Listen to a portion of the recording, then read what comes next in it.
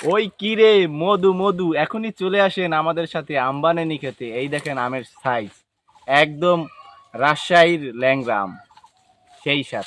আমি নাইম হাওলাদার চলে আসলাম নতুন একটি ভিডিও নিয়ে। আজকের ব্লগে আপনাদেরকে দেখাবো কিভাবে গ্রামের ছেলেপেলেরা আম বানানি খায়। চলেন ভিডিওটা দেখেন। তারপর সবাই একসাথে রওনা দিলাম আম গাছের নিচে আম পাড়ার উদ্দেশ্যে। লালন ভাই আম গাছের নিচে বসে টুকগা বানাইতেছে। এই টুকগা দিয়ে মেহেদি আম গাছে উঠে আম পাড়বে। তারপর আমার মামাতো ভাই মেহেদি আম পাড়ার জন্য আম গাছে উঠে গেল। মেহেদি সাবধানে উঠো। লালন মেহেদি আম দেখাইতে আছে, ওই দেখেন কিভাবে। আম দেখাও, আম দেখাও। আম খাইতে কি সেই স্বাদ, পিওর তাই? সেই স্বাদ। ওয়াও, মজা, মধু মধু।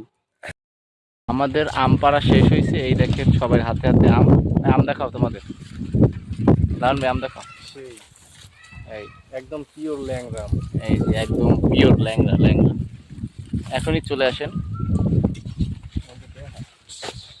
এই আমাদের আম পাড়ার লোক। অনুভূতি ক গাছে ওঠার অনুভূতি জোরে। খুবই কষ্টের, কিন্তু মধু মধু, ঠিক আছে, খাইতে অনেক মজা লাগে। আম সেলার কাজে আমরা নিয়ে যেত, একটু পরে আমরা মশলা মাখিয়ে তারপর কি রে মধু মধু কইয়ে খামু। ওহ, সেই স্বাদ। ক্যামেরাম্যান তুমি কিন্তু খাবা, এখন একটু ক্যামেরা ধরো। প্রিন্সিপাল আন্তরিক আছে। আমের ছোলা ছেলার পর তারপর আম মাখানোর কাজ চলতেছে। তারপর সবাই একসাথে খাবো।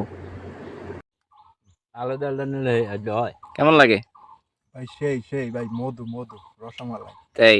যে যে খাবার চলে আসো আমাদের সাথে। যে না খাইবে সে বুঝবে না নাকি? হ্যাঁ। কি ভাই কেমন স্বাদ?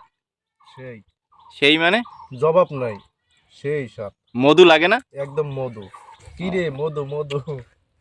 তারপর আমার রিভিউ দেওয়ার পালা। সেই স্বাদ, আপনারা না খাইলে এই অনুভূতি বুঝবেন না, একদম সেই।